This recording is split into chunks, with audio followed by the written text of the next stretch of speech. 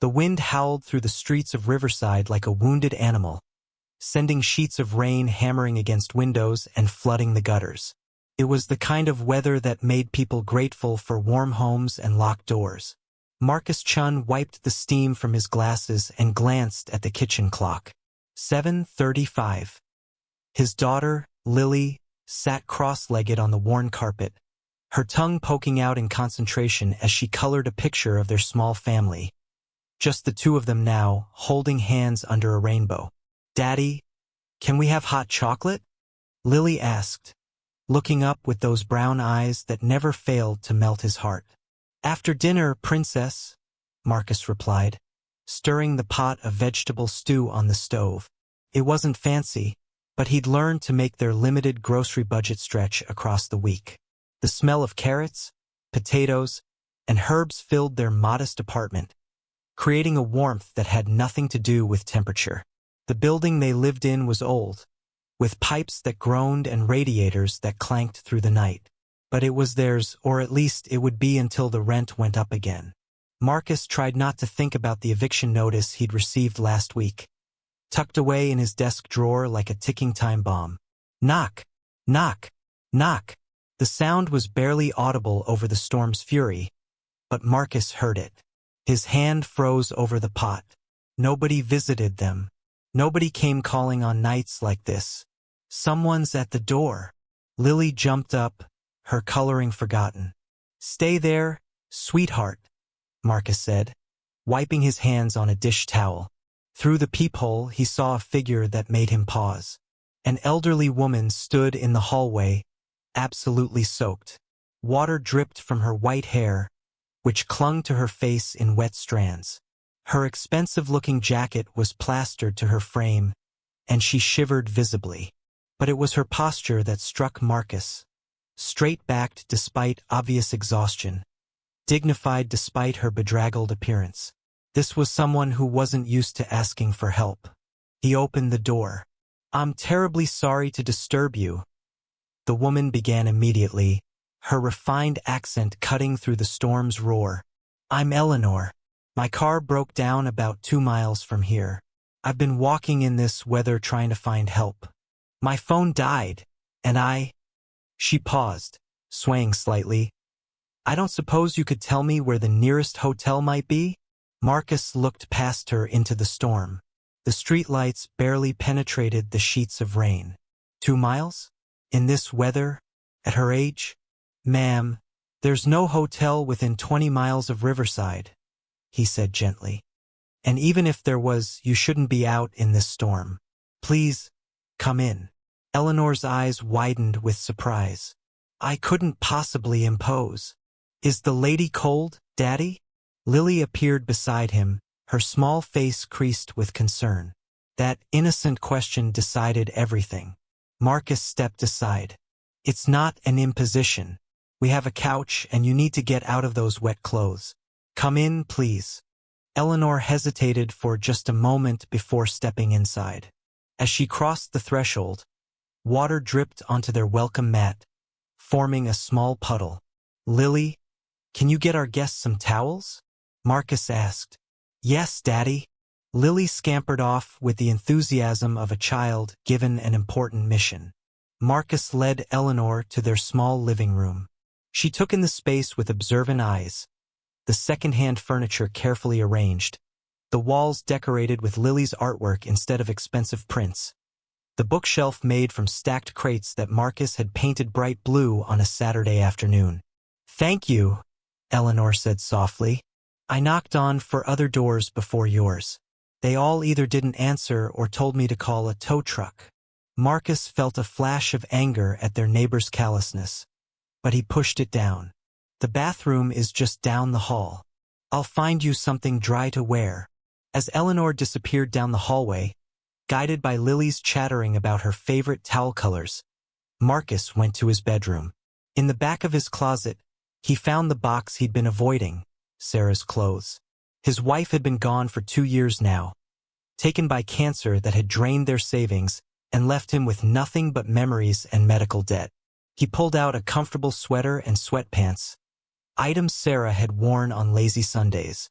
The fabric still smelled faintly of her lavender perfume. When Eleanor emerged 15 minutes later, transformed from a dripping stranger into someone who could have been anyone's grandmother, Marcus had set 3 places at their small kitchen table. "I hope you like vegetable stew," he said, ladling generous portions into mismatched bowls. "It's not much, but it smells wonderful," Eleanor interrupted, and the genuine warmth in her voice told him she meant it. They sat down together, and Marcus was struck by how natural it felt. Lily dominated the conversation, as 6-year-olds do, telling Eleanor about her teacher, Miss Rodriguez, and her best friend, Tommy, who could do a backflip on the playground.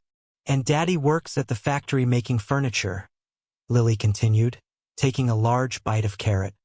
"He leaves really early in the morning, but he always makes my breakfast first. And he comes to every school show, even when he's super tired." Marcus felt his ears warm with embarrassment, but Eleanor was watching him with an expression he couldn't quite read. "That sounds like a very dedicated father," she said.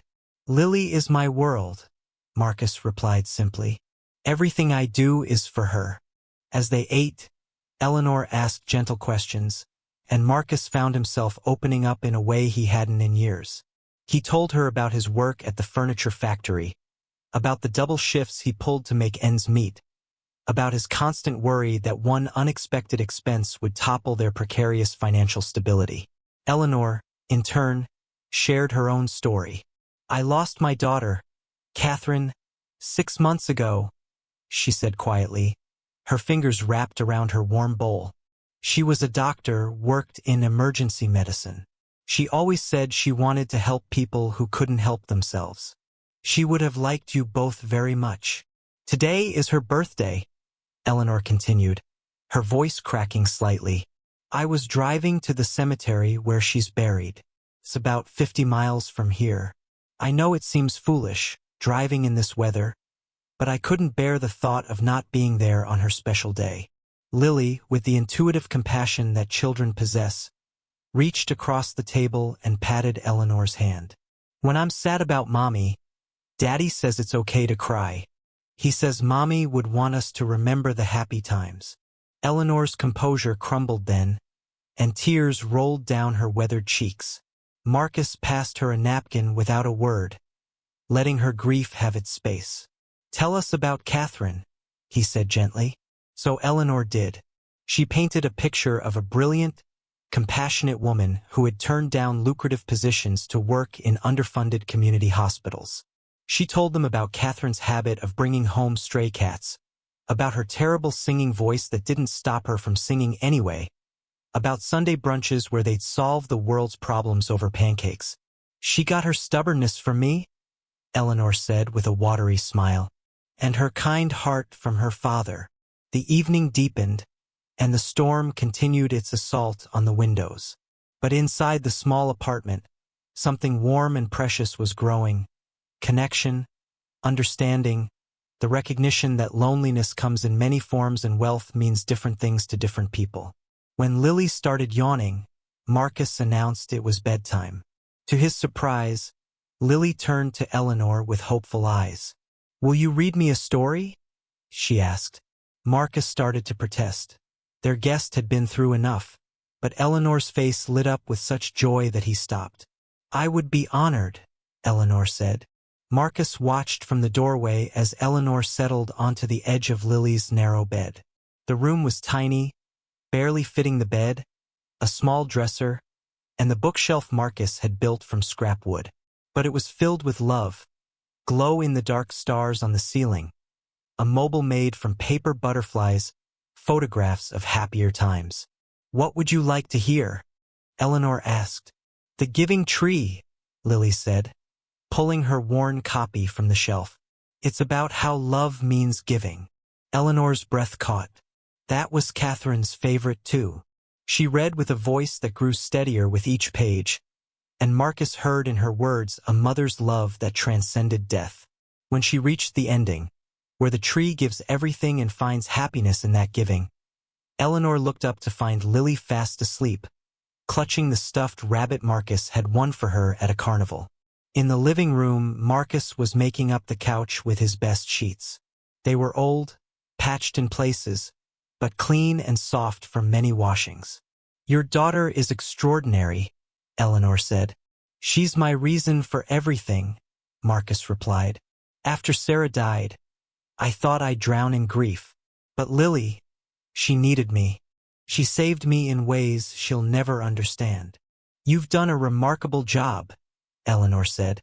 "This home, it's filled with so much love. I haven't felt this welcome anywhere in years." They talked late into the night, two lonely souls finding unexpected comfort in each other's company. Marcus learned about Eleanor's love of gardening, her secret talent for playing piano, her fear that Catherine's death had left her with no purpose. Eleanor learned about Marcus's engineering degree that he'd never been able to use because life had gotten in the way, about his dreams of designing furniture instead of just building it, about his terror that he was failing Lily by not being able to give her more. "Having more isn't the same as being more," Eleanor said firmly. "Lily doesn't need expensive things. She needs exactly what you're giving her: presence, love, security. Those are the things money can't buy." Marcus's alarm blared at 4:30 a.m., its harsh beeping pulling him from dreams that had been surprisingly peaceful.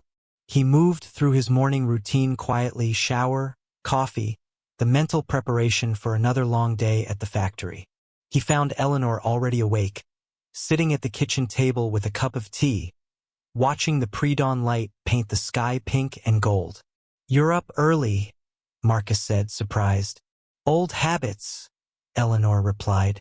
"I wanted to thank you properly before you left. What you did for me last night. Taking in a complete stranger, it's rare. Precious. Anyone would have done the same." "No," Eleanor said firmly. "They wouldn't have. I know because four other people didn't." She pulled out a business card from her jacket pocket. "I'd like to stay in touch, if that would be all right. Perhaps I could write to Lily? I don't have grandchildren of my own, and she reminds me so much of Catherine at that age."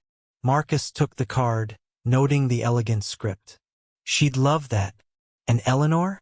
You're welcome to visit any time." After calling for a taxi, Marcus noted her hesitation over the cost, which struck him as odd for someone with her refined bearing. Eleanor hugged Lily goodbye with fierce tenderness. "Thank you for sharing your daddy with me," she told Lily, "and for reminding me what kindness looks like." Then she was gone, driven away by a taxi that seemed too ordinary for someone who carried herself with such quiet dignity. 3 weeks later, a letter arrived addressed to Lily in elegant handwriting.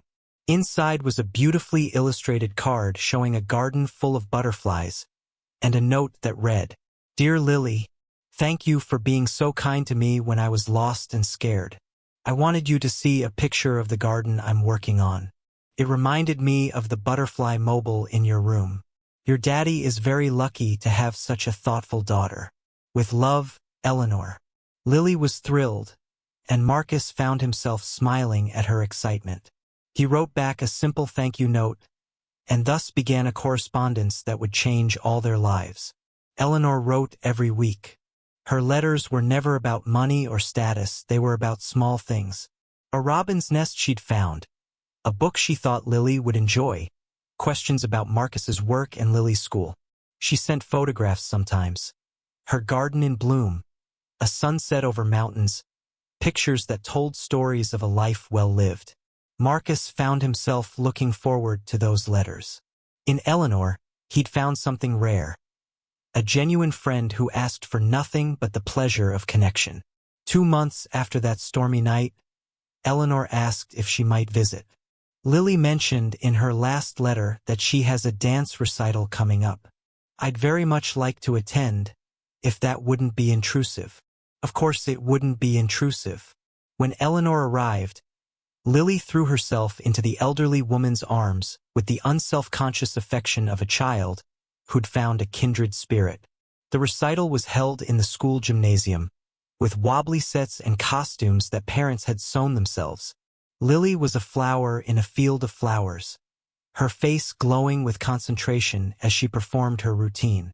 Afterward, they went for pizza, Marcus's treat, even though he'd have to skip lunch for the rest of the week to afford it. Eleanor noticed his careful calculation of costs but said nothing. "I haven't had this much fun in years," Eleanor said as Lily chattered about her performance. "Thank you for including me." Eleanor's visits became a monthly tradition. She always came by train, always dressed simply, and always brought thoughtful gifts. Books for Lily, good coffee for Marcus, things that spoke of attention rather than extravagance. She helped Lily with homework, teaching her tricks for remembering multiplication tables. She listened to Marcus's concerns about work with genuine interest. She stayed for dinner, insisting on helping cook, turning their simple meals into occasions for laughter and storytelling. Lily started calling her Grandma Eleanor naturally, without ceremony. Marcus noticed how Eleanor's face would light up at the title, how she seemed to stand a little taller, smile a little brighter. On her fourth visit, Eleanor arrived during a crisis. The factory had cut Marcus's hours, and he was trying to figure out how to make half his usual paycheck stretch to cover rent, food, and utilities. He sat at the kitchen table, surrounded by bills and a calculator, his head in his hands. "Marcus, what's wrong?" Eleanor asked, her voice gentle but concerned. He looked up, startled. Lily was at a friend's house, leaving him alone with his financial disaster. "I might lose the apartment," he said quietly. "The factory is cutting back, and I'm barely making enough to cover expenses. I've been looking for a second job, but finding something that fits around Lily's schedule." He trailed off helplessly.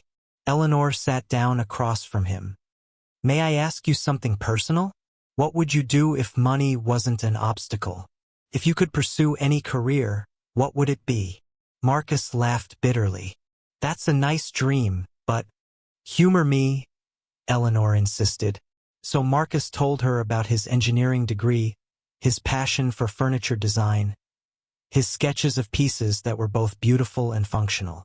He showed her drawings he'd made late at night when he couldn't sleep, chairs that adjusted for comfort, tables that expanded for gatherings, storage solutions that maximized small spaces.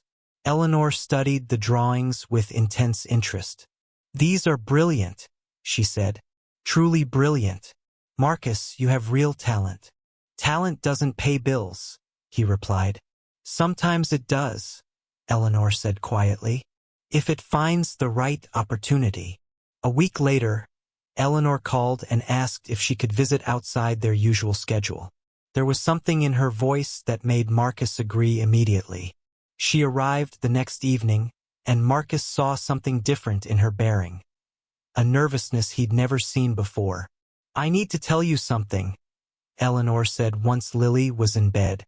"Something I should have told you months ago, but I was afraid of how it might change things between us." Marcus felt a cold dread settle in his stomach. "Okay." Eleanor pulled out her phone and navigated to a website. She turned the screen toward Marcus. It showed a professional photo of her, polished, powerful, with the same refined features but harder edges. The text read, "Eleanor Hartwick, founder and CEO of Hartwick Industries. Net worth estimated at $4.7 billion. Marcus stared at the screen, then at Eleanor, then back at the screen. The woman in the photo was the same person sitting across from him, but also completely different. "I don't understand," he said slowly. "Eleanor Hartwick," she said. "I built Hartwick Industries from nothing 40 years ago. I'm worth more money than most countries' GDPs. Marcus felt like the floor had dropped out from under him. "Why didn't you tell me?" "Because you wouldn't have let me into your life," Eleanor said simply. "Think about it, Marcus. If a billionaire had knocked on your door that night, would you have invited her in? Would you have shared your food? Let her build a relationship with Lily? Allowed her to become part of your lives?" Marcus was silent because he knew she was right. "I needed what you and Lily gave me," Eleanor continued, her voice cracking. "After Catherine died, I was lost. I had all the money in the world, but I was drowning in loneliness. The people around me only saw my wealth. They wanted things from me, investments, donations, opportunities. No one just wanted me. She gestured around the small apartment. But here, in this home, you saw me as a person. Lily accepted me as her grandmother not because I could give her things, but because I read her stories and remembered to ask about her friends. You became my friend not because of what I could do for you, but because we understood each other's grief.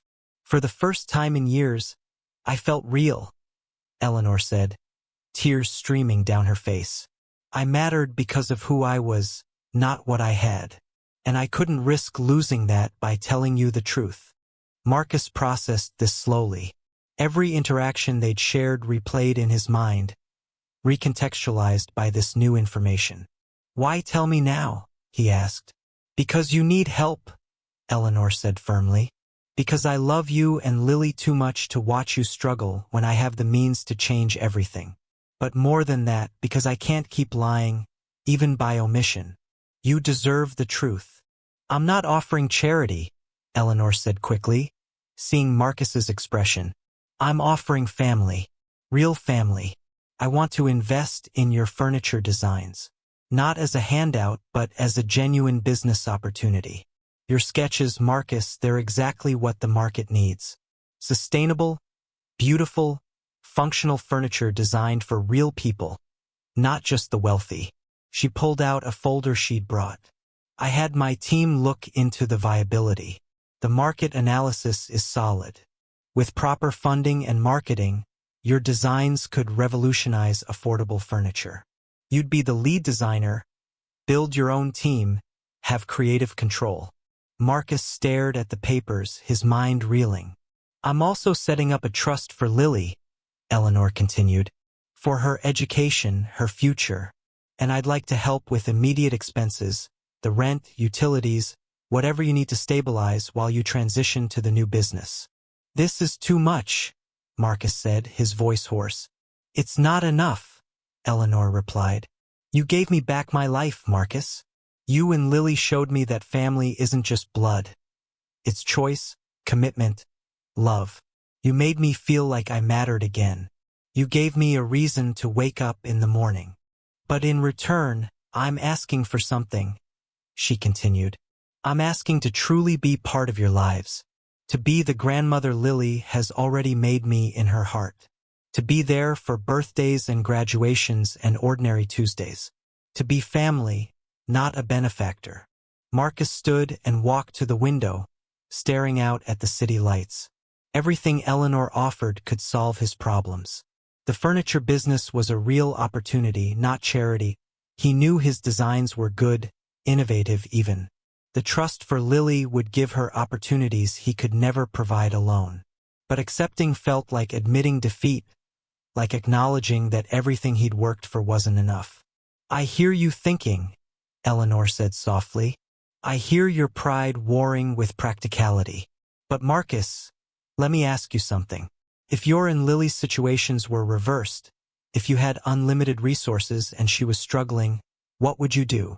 I'd move heaven and earth to help her, Marcus said immediately. Then why won't you let me do the same for you? That night, after Eleanor left, Marcus couldn't sleep. He sat in Lily's room, watching her peaceful face in the moonlight. She looked so much like Sarah. The same button nose, the same dark lashes fanned against her cheeks. What would Sarah want him to do?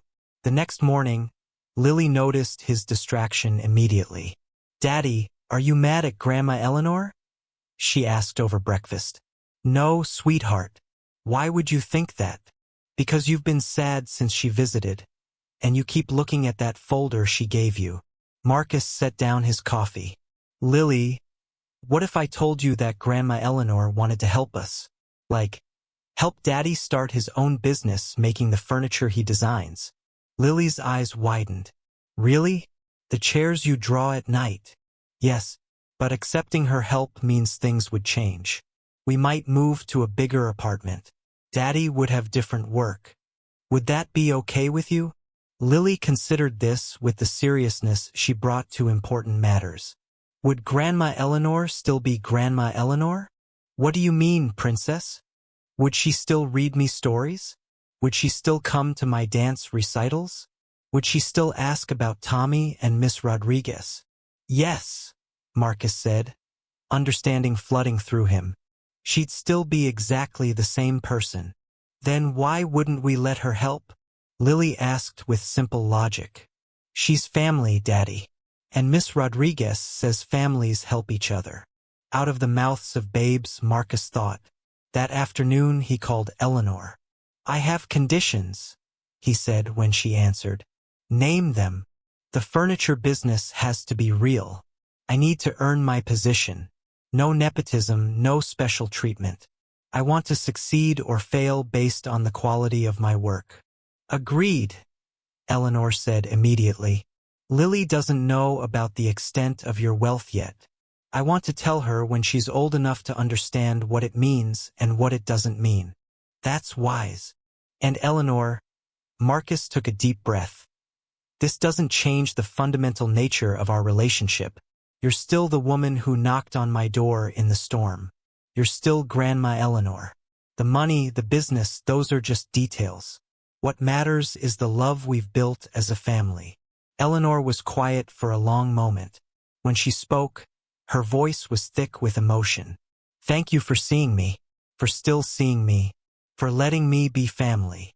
The next 6 months were a whirlwind of change, but Eleanor kept her promise.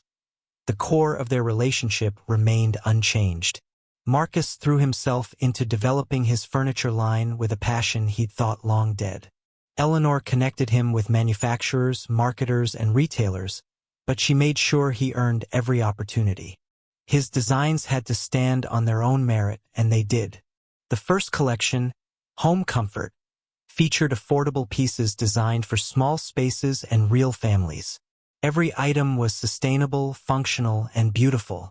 The launch was modest but successful, with several major retailers expressing interest. Eleanor helped them move to a larger apartment. Not a mansion, but a comfortable 3-bedroom place in a good school district. Lily's room had space for a real desk for homework, and Marcus finally had a workshop where he could prototype his designs. But the most important things remained the same. They still had dinner together every night around a kitchen table, bigger than before, but still the heart of their home. Eleanor still visited monthly, still read bedtime stories, still remembered every detail of Lily's life that mattered. For Lily's 7th birthday, they had a small party with her school friends. Eleanor helped bake the cake, a slightly lopsided creation that tasted wonderful despite its appearance. Watching Lily blow out the candles, surrounded by love and laughter, Marcus felt a contentment he'd thought impossible. One evening, months after the revelation, Lily looked up from her homework with a thoughtful expression. "Grandma Eleanor, are you very rich?" she asked. Marcus and Eleanor exchanged glances. They'd agreed to be honest when Lily asked questions. "Yes, sweetheart," Eleanor said gently. "I am. Is that why you were scared to tell us who you were?" Eleanor blinked in surprise at Lily's perceptiveness. "How did you know I was scared?" "Because when people are scared, they hide things. Miss Rodriguez says so. Were you afraid we wouldn't like you if we knew?" "Something like that," Eleanor admitted. Lily considered this seriously. "That's silly. We like you because you're nice and you make good hot chocolate and you always remember to ask if I finished my library book. Rich people can be nice too, you know?" Eleanor laughed, that genuine laugh that had become more common since she'd found this family. "You're absolutely right. Besides," Lily added, returning to her math problems, "Daddy says being rich isn't about money anyway. It's about having people who love you and doing things that matter." Marcus caught Eleanor's eye across the room and saw his own contentment reflected there. 2 years after that stormy night, Eleanor stood in Marcus's new showroom, watching with pride as journalists photographed his latest furniture collection. Thoughtful Design had become one of the fastest-growing furniture brands in the country, known for combining style, sustainability, and affordability. Marcus moved through the crowd with easy confidence, explaining his design philosophy to reporters. He'd grown into his success, but it hadn't changed who he was fundamentally. Still humble, still focused on creating furniture for real people with real lives. Lily, now 8, served as his unofficial assistant, handing out brochures with the seriousness of someone doing very important work. "I'm so proud of you," Eleanor told Marcus during a quiet moment. "I couldn't have done any of this without you," he replied. "You absolutely could have," Eleanor corrected gently. "The talent, the drive, the vision, all of that was yours. I just gave you the opportunity to show it to the world." That evening, after the showroom cleared, the three of them walked to their favorite pizza place, the same chain restaurant they'd gone to after Lily's first dance recital, back when Marcus had to calculate the cost of each slice. "Can we talk about something?" Lily asked as they waited for their order. "Of course, princess," Marcus said. "Some kids at school found out Grandma Eleanor is famous and rich," Lily said. "They said I'm lucky because now I can have whatever I want." Marcus felt his jaw tighten, but Eleanor put a calming hand on his arm. "What did you tell them?" Eleanor asked. "I said I was lucky, but not because of money," Lily replied. "I'm lucky because I have a daddy who works hard and loves me, and a grandma who reads me stories and teaches me about flowers. I said money is nice, but it's not the most important thing." "What do you think is the most important thing?" Eleanor asked softly. Lily thought carefully. "Being there. Daddy's always there. For my school plays and when I'm sick and when I need help with homework. You're always there too, Grandma Eleanor. For my birthday and holidays and just because you want to see us. That's what makes us rich." Eleanor felt tears prick her eyes. This child, with her simple wisdom, understood what had taken Eleanor 75 years to learn. Later that night, after Lily was asleep, Marcus and Eleanor sat on the balcony of their apartment, looking out at the city lights. "Do you ever think about that night?" Marcus asked. "The storm, the knock on the door?" "Every day," Eleanor replied. "I think about the 7 doors that closed before yours, and I'm grateful for every single rejection because they led me to you." "You know what's strange?" Marcus said.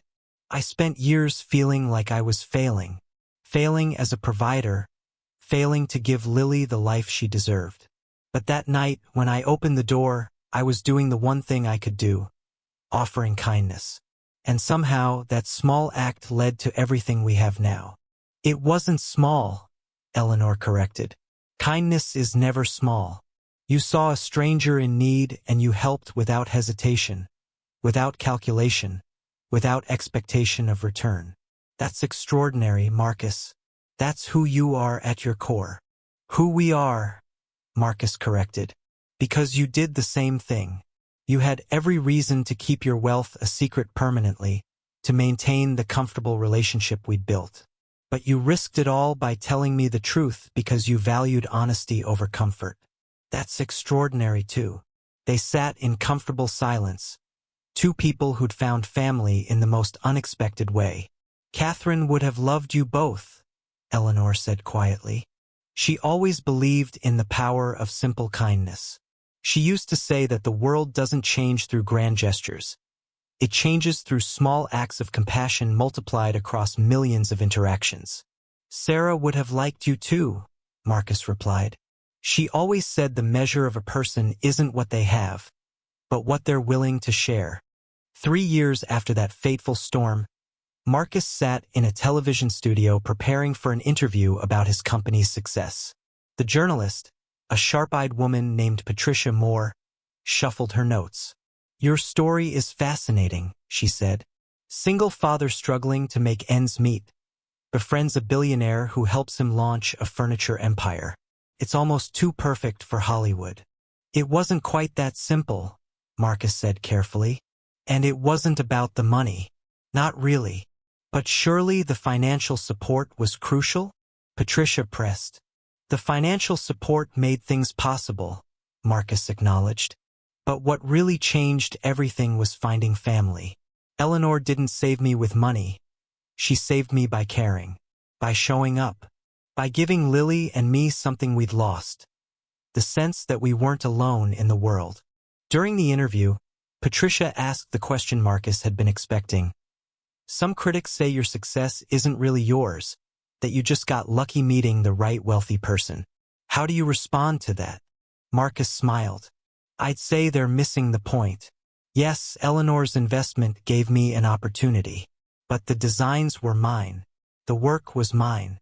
The vision was mine. What Eleanor did was see potential in me that others had overlooked. She didn't hand me success. She gave me a chance to earn it. And the personal relationship? Your daughter calls her Grandma Eleanor? She is Grandma Eleanor, Marcus said firmly. The wealth is incidental. What matters is that she's family. She shows up for school plays and helps with homework and listens to Lily's endless stories about her friends. That's what makes her Lily's grandmother, not money. After the interview aired, Marcus's phone exploded with messages. Some praised his humility. Some accused him of being naive about privilege. But the message that mattered most came from a young single mother in Detroit. I saw your interview. I'm struggling like you were. I don't have a billionaire to help me, but your story reminded me that I need to stay open to connection, to accept help when it's offered, and to remember that my love for my kids is worth more than any bank account. Thank you. Marcus showed the message to Eleanor that evening. That's what I hoped would happen, Eleanor said softly. Not that everyone would find a billionaire benefactor, but that people would remember the real lesson.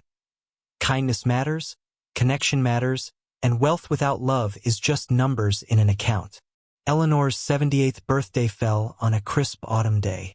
Lily, now 10, had insisted on planning the entire celebration.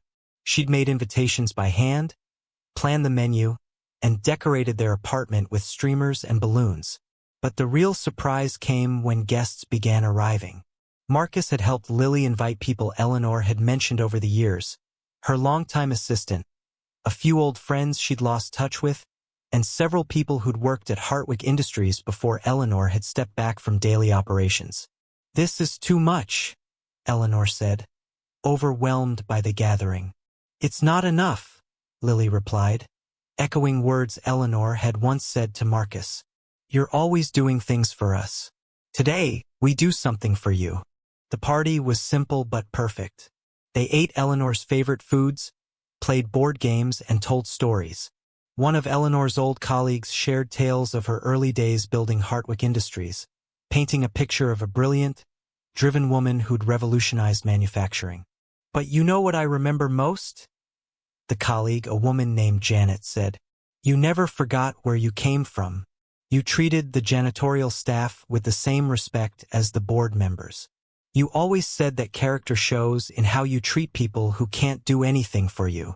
Later, after most guests had left, Eleanor sat with Marcus and Lily on their balcony, watching the sunset paint the sky in shades of orange and purple. I have something for you both, Eleanor said, pulling out 2 envelopes. Lily, this is yours. Lily opened her envelope to find a letter written in Eleanor's elegant script.